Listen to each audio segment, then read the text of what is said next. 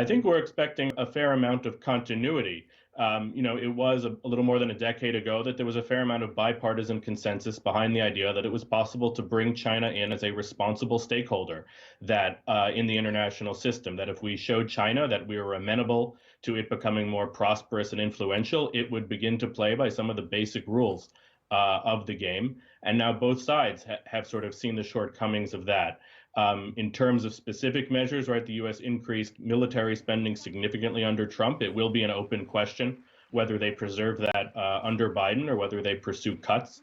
I would hope that the rhetorical efforts continue. But one big challenge is we've seen the Biden administration wants to pursue climate cooperation with China. And of course, anytime there's leverage where there's an effort to elicit cooperation, to have goodwill prior to negotiations, there's a temptation to tamp down the readiness to tell the truth about violations. So I think there will be some interesting challenges. You said a really interesting thing in terms of the immediate approach going forward with Joe Biden and the new approach, because you said there'll be quite a few easy bits, like not tweeting changes to foreign policy and taking your allies by surprise. So you expect an obvious change there, but you were outlining there were much tougher bits. What, in your view, are the tougher decisions?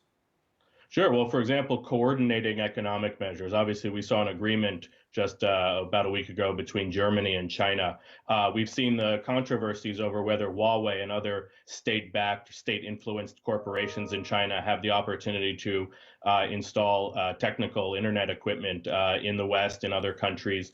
How we deal with Chinese facilitation of corruption overseas as part of their Belt and Road Initiative. And more broadly, in terms of Iran, in terms of Russia, because so many people have talked in recent months of the free pass almost that Donald Trump gave to Vladimir Putin. Yeah, it's a bit more of a complicated story.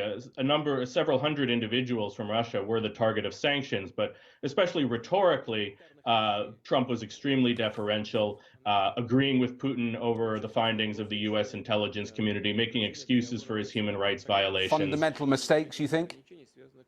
Absolutely fundamental. I mean, there's been a long debate with Trump about distinguishing rhetoric from action, but when you are the most powerful leader in the world, your rhetoric also has a big impact. Whether we've heard from dissidents that when they hear they're being forgotten and their cases dismissed as irrelevant, they lose motivation.